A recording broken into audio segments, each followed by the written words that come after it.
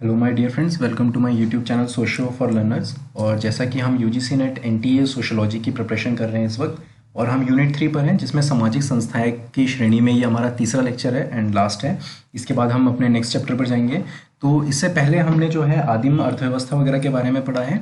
अभी हम राज्य की व्यवस्था के बारे में बात करेंगे। So let's start. राज्य राज्य सबसे पहले क्या होता है, आप सभी ने एक कॉमन सा वर्ड है सुना होगा कि राज्य किसे कहते हैं। राज्य जनरली कुछ चीज़ों से बनकर मिलकर बनता है, जैसे कि जिसका एक भूभाग होना चाहिए, जनसंख्या, व्यवस्था, संपन्नता और स्वरूप। ठीक है। राज्य जो है, जैसे कि आप जिस स्टेट में या जहाँ भी रहते हैं, आपने सुना होगा राज्य शब्द का नाम कि राज्य क्या है। ठीक है। राजनीतिक संस्थाओं में राज्य एक महत्वपूर्ण अंग है जिसका उत्तरदायित्व समुदाय की सुरक्षा करना व आवश्यकता की पूर्ति करना है। जनरल टर्म्स में अगर हम देखें तो राज्य को जो है एक सलाहकार के रूप में या एक ऐसा इंस्टीट्यूशन या एक ऐसी संस्था माना गया है जिसका उद्देश्य क्या होना चाहिए, जनता का कल्याण। ठीक है, जैसे कि देश का होता है। ठीक है, तो राज्य क्या है, देश से छोटी एक इकाई है। तो यहाँ पर क्या माना जाता है कि राज्य देश ये क्या है, एक ऐसी संस्था है जो कि जिसका उद्देश्य लोगों की सुरक्षा करना है और उनकी आवश्यकताओं की पूर्ति करना है। ठीक है, इसी संदर्भ में मैकाइवर एवं पेज ने एक परिभाषा दी है। इन्होंने राज्य को क्या माना है, एक समिति माना है। यहाँ पर इसको अलग से इसलिए मेंशन किया है क्योंकि कई बार ऐसा होता है कि क्वेश्चन ऐसा एग्जाम में आता है कि निम्नलिखित में से समिति क्या है और संस्था क्या है। तो मैकाइवर एवं पेज का याद रखें, इन्होंने इसको समिति माना है। जनरली सबने इसको संस्था माना है, बट इन्होंने इसे समिति माना है। जबकि कुछ अन्य मित्रों ने, कुछ अन्य समाजशास्त्रियों ने राज्य को भी माना है। ठीक है, इनके अलावा यहाँ लिखा है, ये थोड़ा सा टाइपिंग मिस्टेक है, कि इनके अलावा फेयर चाइल्ड, जैसे इन्होंने भी यही माना है। बाकी सब ने जो है इसको समुदाय या संस्था के रूप में माना है। ठीक है, जैसे कि मैक्स वेबर ने राज्य को समुदाय माना है। ठीक है, क्यों माना है, तो हम पहले इसकी एक परिभाषा समझनी पड़ेगी। समिति पिछले लेक्चर से बता दिया गया है, समुदाय बता दिया गया है, और साथ साथ ये भी बताया कि किन किन चीज़ों को किस व्यक्ति ने क्या माना है। ठीक है, समिति जैसे कि पीछे बताया कुछ उद्देश्यों की पूर्ति के लिए होता है, नियमों का एक पुंज होता है। और समुदाय क्या होता है, ये हम की भावना होती है जहाँ पर। तो ये कहीं ना कहीं सब मिला जुला ही रूप है राज्य का एक। तो इसकी विशेषताओं के आधार पर हम देख सकते हैं, जैसे कि जिसका क्या होता है कि निश्चित भूभाग होता है, निश्चित जनसंख्या होती है, एक कानून व्यवस्था होती है जो कि प्रभुत्व संपन्न होती है, और स्थायित्व और स्वरूप होता है। ठीक है, एक राज्य का। दूसरा, गांधी जी ने, एडम स्मिथ ने, सबने जो है अलग अलग राज्य की परिभाषा दी है। ये आपको थोड़ा सा याद करना होगा, समझना होगा, क्योंकि ये डायरेक्ट क्वेश्चन पूछा जा सकता है कि गांधी जी, एडम स्मिथ ने राज्य की क्या परिभाषा दी है। ठीक है, गांधी जी ने प्रजातांत्रिक विकेंद्रीकरण का सिद्धांत दिया था। ठीक है, प्रजातांत्रिक विकेंद्रीकरण का मतलब क्या था, पावर का डिसेंट्रलाइजेशन, यानी कि किसी एक व्यक्ति के हाथ में पावर ना हो, जैसे कि चीन। ठीक है, ये चीन में क्या होता है, वहाँ पर एक ही व्यवस्था है पूरी की पूरी, और सारी पावर जो है वहाँ पर जो चीन का प्रेसिडेंट है जनरली उसके हाथ में है, और वो अपने अकॉर्डिंग ही सारी व्यवस्थाएं करते हैं, चाहे वो आर्थिक हो, सामाजिक हो या राजनीतिक हो। ठीक है, डिसेंट्रलाइजेशन की बात कही गई है भारत में। यहाँ पर क्या कहा गया है कि भारत में जो पावर्स हैं, जो भी शक्तियाँ, वो किसी एक के हाथ में ना हो। जैसे कि हमने यहाँ क्या माना है, डेमोक्रेसी है, लोकसभा राज्यसभा को माना गया है, प्रधानमंत्री हैं, उनके नीचे मंत्री हैं, मंत्रियों के नीचे एमपीज एमएलएज हैं, यानी कि विधान परिषद या विधानसभा के सदस्य हैं, उनके नीचे क्या है, यहाँ पर फिर हमारे वार्ड अध्यक्ष या फिर जो अलग अलग जिलों में सब अलग अलग व्यवस्था है, कहीं पर नगर परिषद होती है, कहीं नगर पंचायत होती है। तो इस तरीके से उसके नीचे ग्राम प्रधान होते हैं, ग्राम सदस्य होते हैं, पंचायत सदस्य होते हैं। तो ये क्या है, पावर का डिसेंट्रलाइजेशन है एक तरीके से, किसी एक के हाथ में पावर नहीं है। ठीक है, तो यही व्यवस्था को जो है गांधी जी इसके समर्थक थे, विकेंद्रीकरण के। ठीक है, एडम स्मिथ ने हस्तक्षेप की राजनीति का सिद्धांत दिया। ठीक है, ये बहुत इंपॉर्टेंट है, हस्तक्षेप का सिद्धांत, शायद आपने पहले स्कूल टाइम में ही पढ़ा हो। हस्तक्षेप के सिद्धांत का मतलब है कि राज्य जो है वो कल्याणकारी रूप में कार्य करेगा। मान लीजिए ये कोई एक राज्य है, ठीक है, ये राज्य की एक सीमा है, तो ये कल्याणकारी रूप में, जनरली याद रखिए राज्य जो है यहाँ पर ये देश से लिया जाता था। जब एडम स्मिथ वगैरह ने लिया है तो जनरली इन्होंने एक देश के रूप में किया है। और भारत में क्या है, देश, यानी कि पूरा का पूरा हमने भारत को एक देश माना है। ठीक है, और इसके अंदर जो अलग अलग चीज़ें हैं, जो ये विशेषताएं पूरी करते हैं, जो भी चीज़ें बोल रहे हैं हम यहाँ पर, क्योंकि जिनकी ये विशेषताएं होंगी उनको हमने राज्य का दर्जा दिया। ठीक है, भारत में कितने भी 28-29 राज्यों को दर्जा दिया गया है, बाकी यूटीज आपकी। तो हम, इन्होंने क्या बताया कि जो हम भारत के संदर्भ में देख रहे हैं, राज्य क्या होगा, जिसके पास ये विशेषताएं होंगी। दूसरा, एडम स्मिथ ने क्या बताया, जो हस्तक्षेप की राजनीति का सिद्धांत दिया गया। हस्तक्षेप की राजनीति का सिद्धांत ये है कि जिसमें इंटरफेरेंस ना हो, यानी कि स्वयं प्रभु हो। लिखा है ना यहाँ पर, प्रभुत्व संपन्न हो। भाई अब राज्य सरकार है आपकी, राज्य सरकार क्या कर रही है, राज्य जो है अपने अधिकार खुद बना सकती हैं, कुछ क्षेत्रों में अपने कानून बना सकती हैं और अपने तरीके से व्यवस्था को सुचारू रूप से चला सकती है। इसे इन्होंने क्या बताया, हस्तक्षेप का सिद्धांत, यानी कि कल्याणकारी राज्य होगा। दूसरा जेपी नारायण व विनोबा भावे, इन्होंने दल विहीन लोकतंत्र पर विश्वास करते थे। ठीक है, ये क्वेश्चन यहाँ अलग से स्टेटमेंट इसलिए लिखी है क्योंकि ये क्वेश्चन पहले पूछा जा चुका है 2-3 बार कि निम्नलिखित में से कौन दल विहीन लोकतंत्र पर विश्वास करते थे या राजनीति पर विश्वास करते थे, तो जेपी नारायण है और हमारे विनोबा भावे हैं। ठीक है, जो कि ये दोनों ही हमारे भूदान आंदोलन, एक बहुत इंपॉर्टेंट है हमारा भूदान आंदोलन, ये दोनों उससे भी जुड़े हुए हैं। ये क्वेश्चन सोशियोलॉजी में पूछा गया है भूदान आंदोलन से। तो भूदान आंदोलन से जो थे तुम्हारे विनोबा भावे के द्वारा शुरू किया गया था और जेपी नारायण द्वारा। ठीक है, ये दोनों ही इससे भी जुड़े हुए थे। कार्ल मार्क्स ने राज्यों को पूंजीपतियों का उपकरण माना है और मार्क्स की थ्योरी आपको पीछे बताई गई है, वहाँ राज्य के बारे में बताया गया है। तो कार्ल मार्क्स ने क्या बोला है कि राज्य, तो उन्होंने यही बताया, अधिसंरचना और अधोसंरचना का एक सिद्धांत बताया था आपको। तो ये क्या था, इन्होंने क्या बोला था मार्क्स ने, उसने कहा था बेस तो इकोनॉमी है हर चीज़ का, और उसने क्या कहा साथ साथ कि ये जो राज्य है, राज्य क्या है, एक ऐसी व्यवस्था है जो कि पूंजीपतियों ने बनाई है, किस लिए, शोषण करने के लिए। ठीक है, राज्य जो है हमेशा वो कहता है कि किसके फेवर में काम करता है, पूंजीपतियों के। नेक्स्ट सरकार। ठीक है, पहले राज्य है और राज्य के अंदर ही क्या आ जाती है हमारी सरकार। दोनों जो है एक ही सिक्कों के दो पहलू हैं, बिना सरकार के राज्य नहीं हो सकता और बिना राज्य के सरकार नहीं हो सकती। तो सरकार क्या है, बेसिकली प्रशासन करने की जो प्रणाली या जो व्यवस्था है उसको क्या माना गया है, सरकार। ठीक है, राज्य की शासन करने की प्रणाली जिसके माध्यम से आप एक व्यवस्था को सुचारू रूप से चलाते हैं उसको क्या माना गया है, सरकार। जैसे कि भारत में एक सरकार है, राज्य सरकार है, केंद्र सरकार है, इसी तरीके की एक सरकार यानी गवर्निंग सिस्टम। ठीक है, सरकार के प्रकार अब जो डिफरेंट तरीके की हम all India, all world level पे देखेंगे, वैश्विक स्तर पर क्या होती है सरकार, अध्यक्षात्मक शासन प्रणाली, जैसे अमेरिका जहां पर एक प्रेसिडेंट होता है जिसका चुनाव हुआ और फिर वही पूरी की पूरी जो सिस्टम है उसको मैनेज करते हैं या उसको चलाते हैं, प्रमुख उसको माना गया। भारत में क्या है, व्यवस्था उल्टी है। भारत में कौन है सबसे ज्यादा जो पावर है, जिसके हाथ में, किसके हाथ में है, प्रधानमंत्री के हाथ में और मंत्री परिषद। ठीक है, यहाँ प्रधानमंत्री के ऑर्डर चलते हैं। प्रेसिडेंट क्या है, डी फैक्टो पावर्स की बात की जाती है यहाँ पर, यानी कि जो प्रेसिडेंट है उनके केवल कागजी रूप में साइन होते हैं और वो जो है डायरेक्टली किसी चीज में डील नहीं करते हैं। वहां कौन करता है डील, प्रधानमंत्री। ठीक है, क्यों, क्योंकि ऐसा माना जाता है कि वो जनता के द्वारा चुनकर वहां गए हैं। जो प्रेसिडेंट है वो जनता द्वारा डायरेक्ट चुनकर नहीं आते, उनका चुनाव कौन कर रहे हैं, वहां पर जो हमारे नेता हैं उन लोगों ने चुनाव किया, तो डायरेक्ट जनता के प्रतिनिधि नहीं माने जाते। दूसरा आता हमारे लोकतंत्र यानी डेमोक्रेसी, जहां पर क्या है, लोकसभा राज्यसभा है और क्या है, आपको अपनी बात रखने का अधिकार है। तीसरा आता है राजतंत्र, जो कि कैसे क्या था, मुगल शासक थे, बहादुर शाह जफर वगैरह थे, ये क्या था, एक तरीके से राजतंत्र, यानी कि एक राजा होगा, उसके बच्चे बच्चे बच्चे चलते रहेंगे और वही व्यवस्था जो है पूरी तरह से आगे तक कंटिन्यू रहेगी, जो कि पहले के समय में होता था। तीसरा, उसके बाद हमारा आता है एक अधिनायक तंत्र या तानाशाही, जैसे कि जर्मनी में हिटलर था। ठीक है, क्या था, एक तरीके से तानाशाही थी। और हम उसके अलावा मुसलिनों को देख सकते हैं, या फिर मिस्र में हुस्नी मुबारक थे आपके, ये सब लोग क्या थे, एक तरीके से तानाशाह। ठीक है, इन्होंने अपना देश, अपने देश में पूरे के पूरे सर्वशासन बनाया हुआ था, इनका अपना प्रशासन था, सभी कानून इनके अपने बनाए हुए होते थे। इसे हमने क्या किया, अधिनायक तंत्र या फिर तानाशाह। फिर एक हमारा आता है कुलीन तंत्र। कुलीन तंत्र को क्या कहा जाता है, जहां शासन धनी लोगों के हाथ में होता है, जो कि कार्ल मार्क्स ने इसको काफी हद तक फेवरेटिज्म या फेवर माना है। ठीक है, उन्होंने क्या माना, जहां पर मान लीजिए कोई ऐसा देश है जहां पर जितने भी बिलीनियर्स हैं या जिन पे बहुत पैसा है, मान लीजिए फॉर एग्जांपल भारत में देख लेते हैं इसको एग्जांपल के तौर पे समझने के लिए, मान लीजिए जितने भी अंबानी है, टाटा है, ये सब अरबपति लोग हैं। ठीक है, मान लीजिए ऐसा ही एक बहुत बड़ी लॉबी बन जाए, ग्रुप बन जाए लोगों का, और पूरा का पूरा ये लोग प्रशासन चलाने लगे अपने तरीके से, कोई इलेक्शन नहीं होगा, कुछ नहीं होगा, इन लोगों की एक संस्था होगी और ये लोग काम करवाएंगे, उसको हम क्या बोलेंगे, कुलीन तंत्र। ठीक है, जहां पर क्या हो गया, सारा का सारा जो पावर्स का डिस्ट्रीब्यूशन है, पावर्स का जो संकेंद्रण है, वो क्या होगा, किसी धनी लोगों के हाथ में होगा। धनी लोगों के हाथ में कहां पर होगा, जहां कैपिटलिस्ट सोसाइटी होगी, जो कि कार्ल मार्क्स बात करता है, क्योंकि सारी व्यवस्था क्या है, उन्हीं की बनाई हुई, उन्होंने फैक्ट्रीज लगाई हैं, उन्होंने रोजगार दिए हैं, तो आप किस पे डिपेंडेंट हैं, उन्हीं के ऊपर डिपेंडेंट हैं।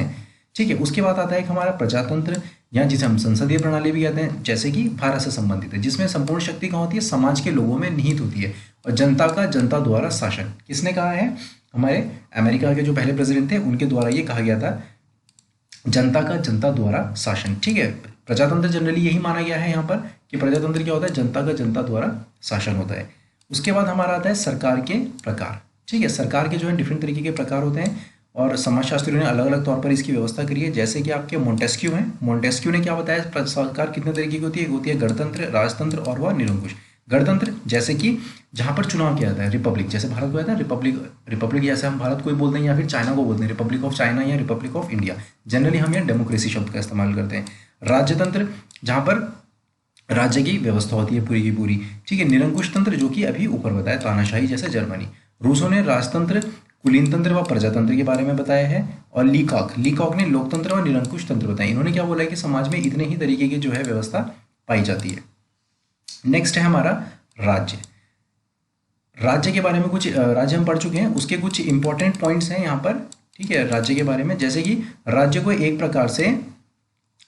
एक प्रकार से समुदाय व समिति माना गया है, ठीक है, जिसका निर्माण एक निश्चित भूभाग पर होता है, जबकि सरकार के एक प्रकार की क्या है, संस्था है, और जिसके द्वारा राज्य के कार्य को किया जाता है। इनमें डिफरेंस बता दिया गया यहाँ पर बेसिकली आपको राज्य और सरकार के बारे में, ठीक है। सरकार क्या है, शासन करने की व्यवस्था, और राज्य क्या है, आपका एक भूभाग है जहाँ पर लोग रहते हैं, जिसके कुछ अधिकार है, उसको राज्य माना गया है। राजनीतिक आधुनिकीकरण क्या है, जिसमें विकेंद्रीकरण हो, नौकरशाही, आम जनता को अधिकार हो, सहभागिता हो और प्रशासन का महत्व हो, पारदर्शिता हो। ये सभी शब्द जो है पीछे बता दिए गए हैं। नौकरशाही भी बताया गया है, विकेंद्रीकरण भी बताया गया है, और सहभागिता का प्रशासन, यानी कि जहाँ पर आपका लोगों की सहभागिता हो, उसको हमने क्या किया, आधुनिकीकरण, यानी कि वर्तमान, जैसे कि भारत हो गया, अमेरिका हो गया, या फिर आज वर्तमान में जितने भी यूरोपियन कंट्रीज हैं, यहाँ भारत है, ये क्या है, आधुनिक लोकतंत्रीकरण है। यहाँ पर राजनीतिक आधुनिकीकरण हो चुका है, ठीक है। लोग अपने अधिकारों के प्रति सजग हैं, नौकरशाही की व्यवस्था है, तो निरंकुश शासन की कोई जगह नहीं है आज के समय में, ठीक है।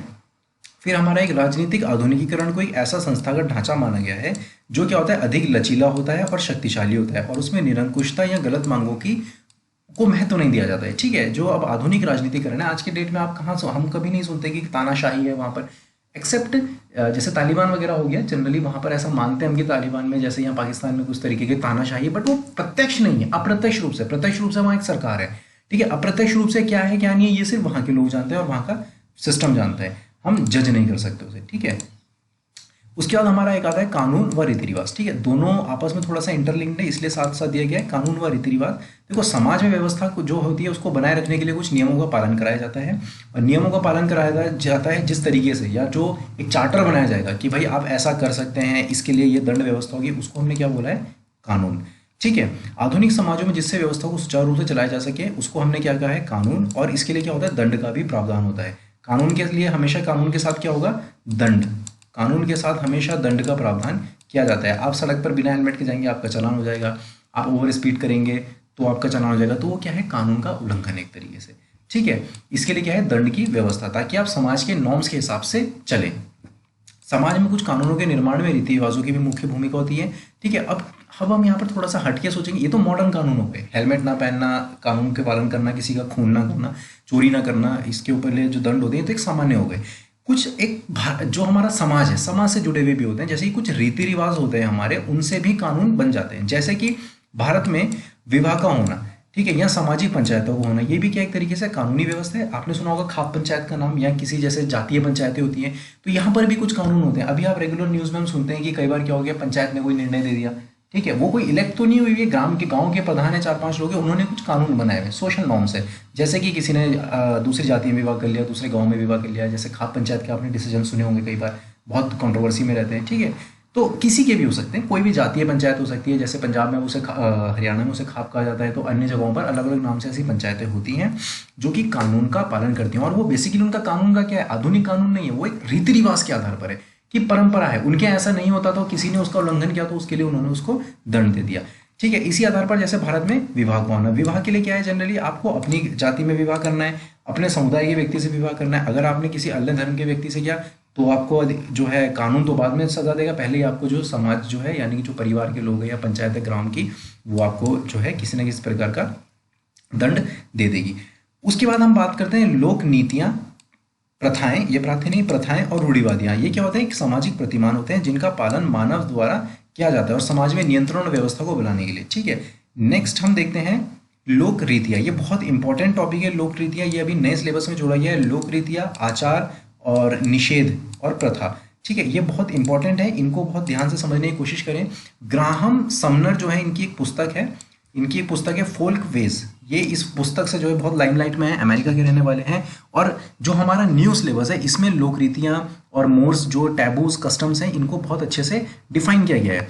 तो आपको मालूम होना चाहिए, क्योंकि कन्फ्यूजन रहता है कई बार, लोक रीतियाँ क्या है, आचार विचार क्या है, रीति रिवाज क्या है।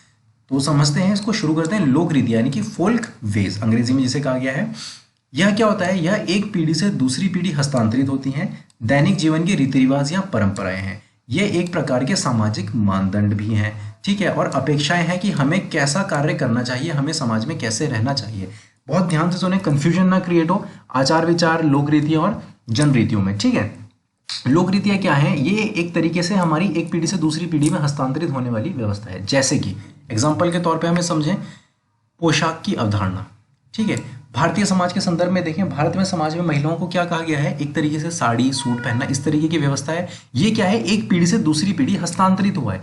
ये क्या है, ये लोक रीति है, एक तरीके की फोल्क वेज है। ठीक है, जो कि हमारे समाज से मानदंड भी बना हुआ है इसका एक, और ये हमारी रीति रिवाज और परंपराएं से जुड़ा है। क्या, साड़ी पहनना, पल्ला करना, ये क्या है, एक तरीके की हमारी लोक रीति है। ठीक है, दूसरा, एक समूह में जैसे कि एक थोड़ा सा ये एथिक्स से जुड़ा हुआ है। जैसे कोई व्यक्ति समूह में और आपको कैसे किसी से बात करनी है, तो आप क्या करेंगे, हाथ ऊपर उठा के बात करेंगे।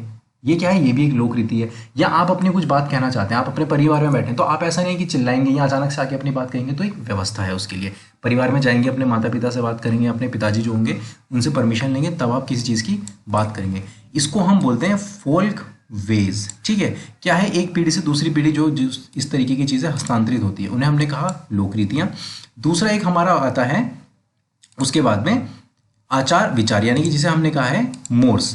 ठीक है, मोर्स क्या होता है, सामाजिक मानदंड है ये भी एक तरीके से, जो व्यापक रूप से किसी विशेष समाज या संस्कृति के भीतर देखे जाते हैं। मोर्स निर्धारित करते हैं कि किसी भी संस्कृति के भीतर नैतिक रूप से स्वीकार्य या अस्वीकार्य क्या है। ठीक है, कोई भी एक संस्कृति है, आप वहां पर किस तरीके से स्वीकार्य या अस्वीकार्य कुछ निषेध हैं या कुछ व्यवस्था है जिसका आपको पालन करना है, उनको हम बोलते हैं हमारे आचार विचार। बेसिकली नैतिकता से जुड़ा हुआ मुद्दा है, सही और गलत का। ठीक है, जैसे नशीली दवाओं का दुरुपयोग करने के लिए स्वीकार्य या मुख्य धारा नहीं माना गया। ठीक है, यानी कोई व्यक्ति घर में रह के शराब पीता है या किसी प्रकार का नशा करता है, कोई दवाई खाता है नशे की, तो ये क्या है, एक तरीके का ये मोर्स है, ये आचार विचार है, ये लोक रीतियां नहीं है, ये गलत है समाज में। ठीक है, जैसे कि हेरोइन और कोकीन को इस तरीके का नशा करना। आवासीय क्षेत्र में जैसे कि आप बहुत तेज रफ्तार से गाड़ी चलाते हैं, तो ये क्या है, एक तरीके के मोर्स हैं।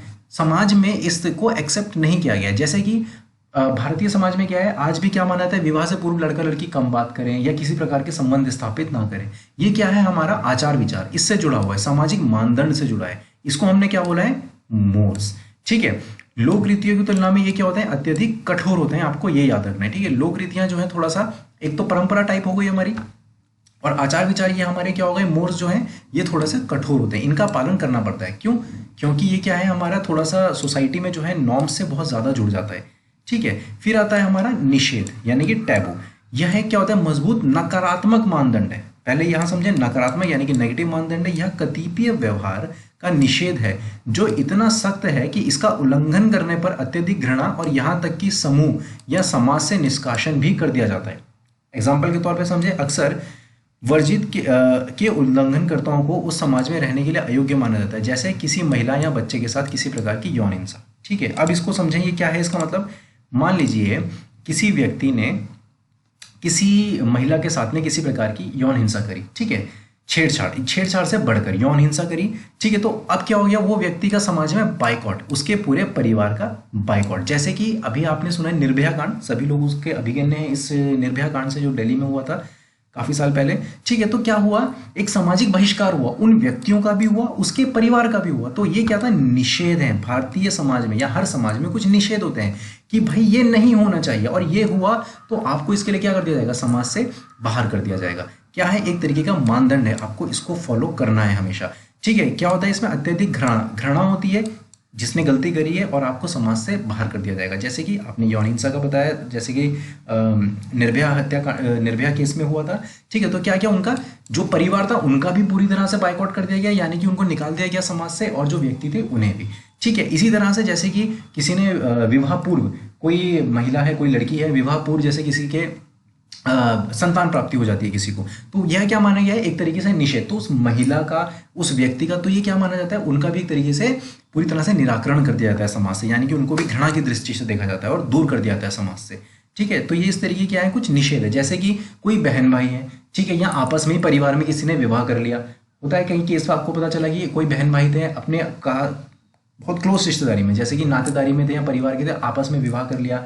ठीक है, या उनकी संतान प्राप्ति हो गई, तो ये क्या एक तरीके का निषेध, इसके आधार पर क्या होता है, आपको समाज से निकाल दिया जाता है। इनको हम बोलते हैं टैबूज। ठीक है, निषेध। फिर हमारा फोर्थ आता है प्रथा, यानी कि कस्टम्स। ये क्या होता है, अनौपचारिक सामाजिक प्रतिमान होते हैं, और इनका प्रयोग ऐसे लोक रीतियों के लिए किया जाता है। लोक रीतियाँ क्या है, जो अभी ऊपर आपको बताइए, लोक रीतियाँ मानदंड है जो समाज में बहुत लंबे समय से प्रचलित हो। जब लोक रीतियों का स्थान यहाँ है, लोक रीतियों का स्थानांतरण पीढ़ी दर पीढ़ी होता है, तब उसे एक प्रथा कहा जाता है। सामान्यतः प्रथाएं परंपरागत ही होती हैं तथा नई चीज़ों को नहीं जुड़ने देती। आपको एक चीज़ समझनी है, जो प्रथाएं होती हैं बेसिकली, जो हम बोलते हैं कस्टम्स है, कि हमारी प्रथा है, हमारे यहाँ ऐसा होता है परिवार में, ये क्या है, लोक रीतियाँ हैं। लोक रीति यानी कि आपको पोशाक के बारे में बताया कि भाई कोई महिला है वो सर पर पल्ला रखेगी या घूंघट रखेगी और साड़ी पहनेगी, ठीक है, ये एक प्रथा है, लोक रीति है, चली आ रही है, सामान्य मानदंड है, कोई आपको दंड नहीं दिया जा रहा है इसके लिए। लेकिन एक समय के पश्चात ये क्या हुआ, अब क्या हो गया, एक प्रथा बन गई। जब ये बहुत समय तक लगातार चलता रहा तो अब क्या बन चुका है, ये एक प्रथा बन गया है, साड़ी पहनना और सर पर पल्ला रखना, ये क्या है, इस समय एक प्रथा। तो बहुत लंबे समय से जो लोक रीति चली आ रही हो उसको हम क्या बोलते हैं, प्रथा। ये अब एक बन जाती है प्रथा।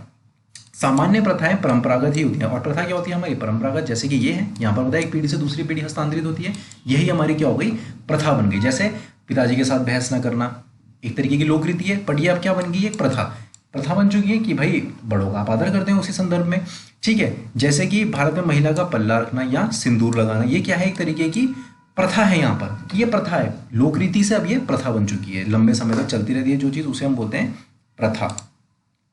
कंफ्यूज ना हो इनको, ये चारों बहुत इंपॉर्टेंट है और वैसे भी क्लियर रहना चाहिए सोशियोलॉजी में, क्योंकि नए सिलेबस से हैं और बेसिक्स हैं बहुत ज़्यादा हमारे समाजशास्त्र में ये प्रथा। उसके बाद यहाँ पर कुछ बताया गया है प्रथा और लोकरीति के बारे में।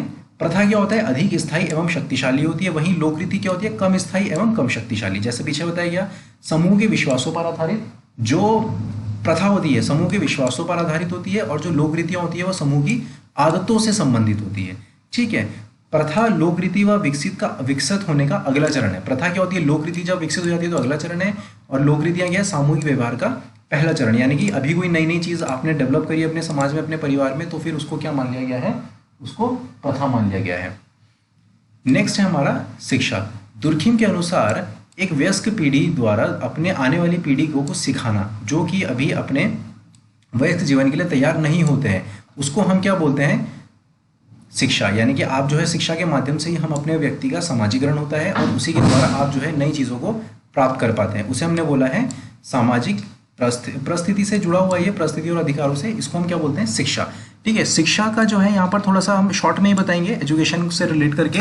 एजुकेशन क्या है, शिक्षा का निजीकरण, शिक्षा का आधुनिकीकरण और भारत में शिक्षा की समस्याएं। तो भारत में जो है शिक्षा को लेकर काफ़ी सारी समस्याएं हैं या शिक्षा के निजीकरण से संबंधित है, इन समस्याओं को हम जो है समझेंगे।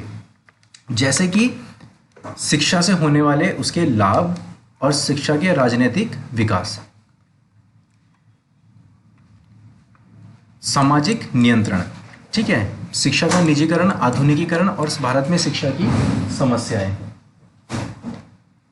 सामाजिक भावना को जागृत करना, शिक्षा से होने वाले लाभ यहाँ पर सीधे बताए गए हैं। निजीकरण आप समझ सकते हैं कि समाज में जो निजी चीज़ें होती हैं, निजीकरण यानी कि प्राइवेटाइजेशन शिक्षा का, जो आजकल बहुत ज़्यादा चर्चा में या न्यूज़ में रहता है।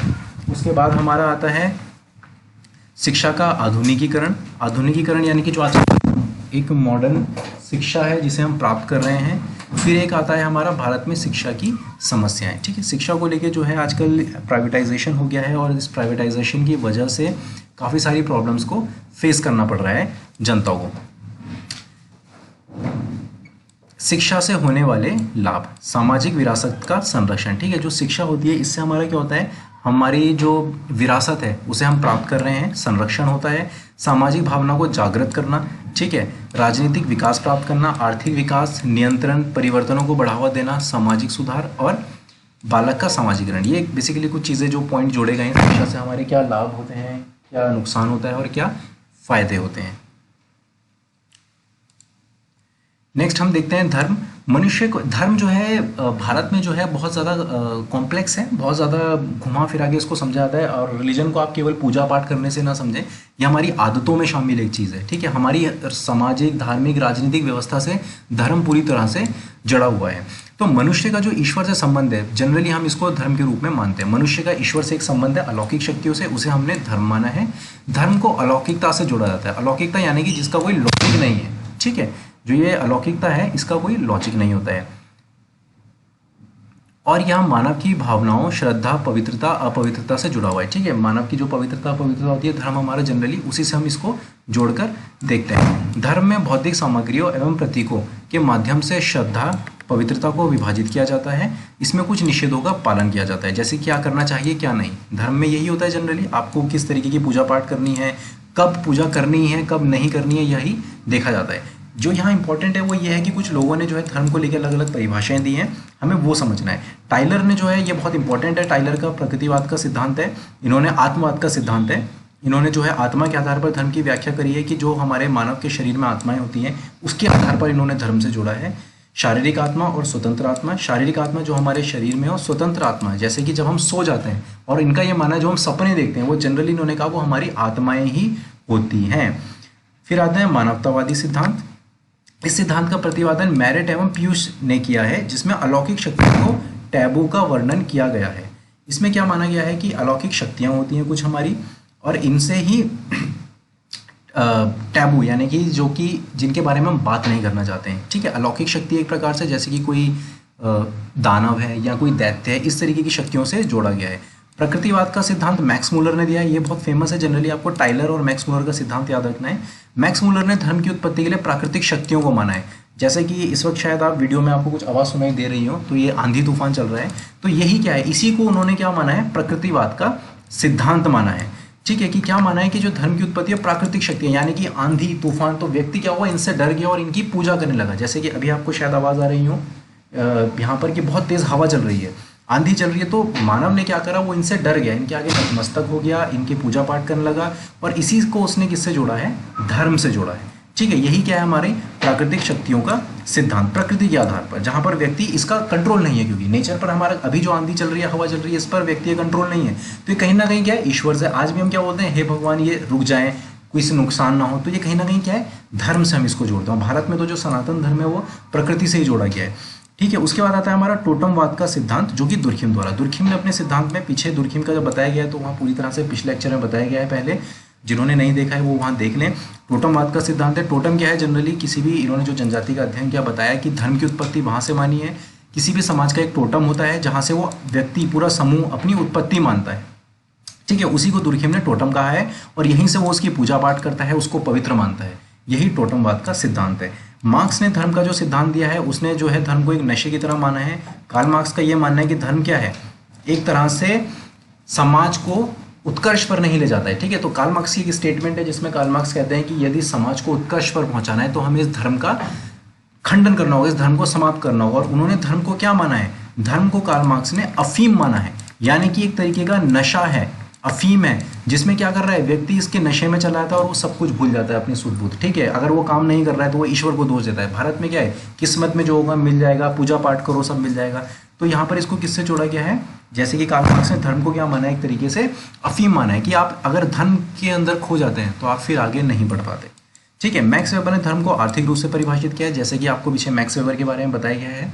यही जब आप लेक्चर्स पढ़ेंगे मैक्स वेबर प्रकृति दुर्खिम के बारे में, तो मैक्स वेबर का धर्म का सिद्धांत वहाँ बताया गया है, जिसमें कि उन्होंने धर्म को क्या बताया, प्रोटेस्टेंटवाद के बारे में बताया गया। अपनी एक पुस्तक लिखी है, ethics and spirit of capitalism, जिसमें उन्होंने बताया कि धर्म ही जो है व्यक्ति को आगे बढ़ने की संभावनाएं बनाता है, जो कि मार्क्स के बिल्कुल विपरीत था। कॉम्टे के बारे में है, अगस्त कॉम्टे ने धर्म को नैतिकता से जोड़ा है। उन्होंने कहा है कि हमारा जन्म, हमारे मनुष्य का जो है नैतिकता का आधार होता है, और मनुष्य जो है धर्म से ही सब कुछ सीखता है, उसी के आधार पर अपने समाज को या अपने जीवन को व्यवस्थित करता है। थॉमस ओडिया है, इन्होंने धर्म को व्यक्ति के सहायक के रूप में बताया, जो कि मानव को उसकी लक्ष्य प्राप्ति और उसे निराशा को दूर करने में सहायता प्रदान करता है। जैसे कि भारत में भी आप देखते होंगे, आप पंडित के पास जाते हैं, अंगूठी पहनते हैं, पूजा पाठ कराते हैं, तो थॉमस ओडिया ने इसी संदर्भ में भी इस तरीके से बताया कि आप क्या होता है, लक्ष्य प्राप्ति के लिए या निराशा को दूर करने के लिए क्या होता है, आप जो है धर्म का सहारा लेता है व्यक्ति, और भारत में हिंदू धर्म में ये ज़्यादा है। धर्म के कुछ अन्य महत्वपूर्ण तथ्य हैं, जैसे कि धर्म के अन्य महत्वपूर्ण तथ्य, धर्म है, ये धन नहीं है। धर्म को जो है समाज का प्राथमिक आधार माना गया है, मानवता को विकसित करने में जो कि सहायता प्रदान करता है, और ये जो क्या होता है, समाज का कल्याण भी निश्चित कर पाता है। धर्म जो है किसी ना किसी रूप में सामाजिक नियंत्रण बनाए रखता है, जिससे सामाजिकरण की प्रक्रिया सरल होती है। एक समाजशास्त्री के तौर पर अगर आप समाज धर्म की व्याख्या करेंगे तो आपको यही बताना होता है जनरली हमें कि धर्म के जो पॉजिटिव एस्पेक्ट्स हैं वो ज़्यादा है, सकारात्मक चीज़ ज़्यादा है, नकारात्मक थोड़ी है। ठीक है, धर्म क्या करता है, देखिए अंधविश्वास अलौकिकरण को तो बढ़ावा देता है, अलौकिकरण को, ठीक है, लेकिन धर्म जो है कहीं ना कहीं समाज में एक नियंत्रण में बनाता है। यदि हम भारतीय समाज के संदर्भ में बात करें तो क्या है, हम धर्म से डरते हैं, ठीक है, हर चीज़ को हमने यहाँ धर्म से जोड़ा हुआ है। अगर आप गलत करेंगे तो हम क्या बोलते हैं, भगवान तुम्हें पाप देगा, ठीक है।